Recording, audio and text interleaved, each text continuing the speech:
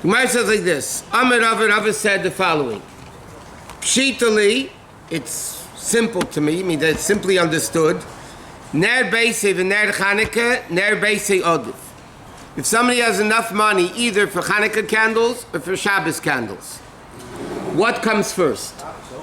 So the Gemara says it's a given, ner Beisei Odif, Shabbos candles come first. Why? Mishum Shalom Beisei. Because the Shalom Bayis, peace in the house, and that's number one. Ner Beisei v'Kiddush Hayom. What happens if you have either enough money for Shabbos candles or for wine, for Kiddush? Ner Beisei Odif. Again, the candles of Shalom Bayis comes first. Why? Again, Mishum Shalom Beisei. So we know like this. Shabbos candles comes before everything. Before Chanukah and before Kiddush. So now Rava asked the question like this. Ner Chanukah v'Kiddush Hayom. If you have only enough money for Chanukah candles or for Kiddush. In other words, Shabbos candles definitely comes before both.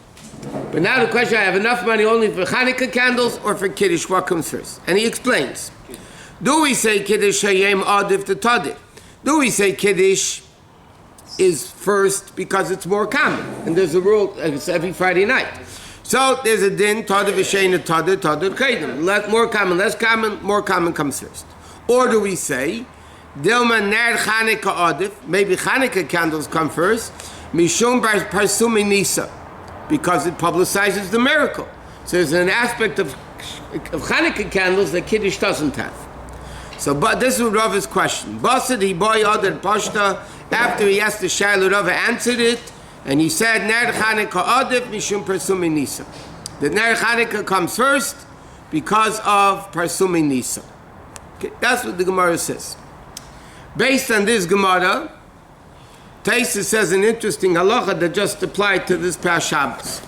Taisa says the Rashbi holds Sharosh Shachodesh Chedesh Tevis Liyas b'Shabbos.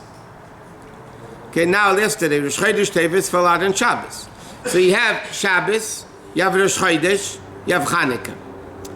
What haftarah do you use? What haftarah do you do? So he says you should do Neres Zechariah, meaning Chanukah, Mishum Parmitz Parsum Nisa, because and not a Shemayim Kisi, which is Rosh Chodesh. So Taisa says you shouldn't do the haftarah of Shabbos Rosh Chodesh, which would be a Shemayim Kisi. You should do the haftarah of Chanukah because it publicizes the miracle. And then he says also because Chanukah is the last kriya of the three. So therefore, you have to do the haftarah based on what you end the kriya with. Now, why is Taka? What's the order? Like this past Shabbos, interesting scenario. Shabbos, Rosh Chodesh, Chanukah. Why don't we do Chanukah before Rosh Chodesh? I mean, let's do order. Because the answer is Tadif V'Sheina Tadif Tadif Kedem. Rosh Chodesh is more common than Chanukah. So first you have the Shabbos, which is the regular parsha. Then, now it's the Rosh Chodesh or Chanukah, which one do you lay next? So, because Rosh Chodesh is more common than Chanukah, the din is you lay Rosh Chodesh second. And then the third one is Chanukah. What? What happens if you have challah for Shabbos, or you have Ner Chanukah? So the Gemara doesn't talk about it, but in Shulchan Aruch, the Poskim write that when it says, even the question of the Gemara, what comes first? Kiddush or they write like this. That's only if you have challah. If you have challah, then Shabbos candle. I mean, the Chanukah candles come first. Why? Because lepel you can make kiddush and challah. Exactly. What happens if you have no challah either? So then the halacha is then kiddush and or challah, whatever comes first before Chanukah candles. Okay. Then the Gemara says like this: Amar Avuna. Harago bener, and Rashi says, what does it mean? Harago bener, it means very meticulous in the lighting of the candles. Havale banim talmidei chachamim. Then you're married to have sons, scholars. Why? Because it says ner mitzvah. The Gemara doesn't say. The Gemara doesn't say it later. Ner mitzvah, the Torah od. By lighting the candle of a ner, then you're going to have talmidei chachamim. Azor b'mezuzah. If you're meticulous in the mitzvah of mezuzah, zachal adirana. You're going to merit to have a beautiful home. Again, deed for deed. Mezuzah is for the house. Hazar b'tzitzis, if you're meticulous in the mitzvah of tzitzis, zeichel talis no. You're going to merit to have a good talis, meaning good garments. Hazar b'kiddush, hayem, if you're very, very meticulous in kiddush, you're going to have mamale garba yayin. You're going to have a lot of barrels of wine. Again, it works mida keneged mida. So the Gemara tells a story. Rav Huna averogo davachol v'toni apitzchu d'Rabbi ben Nagra. Rav Huna used to learn a lot in the house of Rabbi ben Nagra. Chazed averogo b'shraga tuva. He saw that he used to light a lot of candles. You know, he was very meticulous in Shabbos candles. Omar, he said, Trei gavre rabbi nafka mehocha. Two great scholars are going to come from this house. Who were they? Rav Idi bar Abin and Rav Chia bar Abin.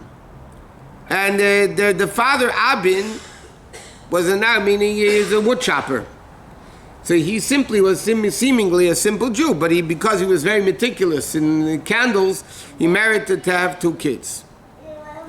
Then the Gemara says like this: the Visud Rav Yosef, the wife of Rav Yosef, Mrs. Rav Yosef, have a ma'ach v'madalkli. She would light Shabbos candles late. Obviously not after Shkia, because he wouldn't be allowed to. But she lit them late. Amar lei Rav Yosef. So Rav Yosef said to her, it says about, in the Midbar, the Jews had the clouds during the day and the fires at night, leading them. So it says, it says it never left the Amud Onan during the day, and the never left, and the pillar of fire never left during the night. So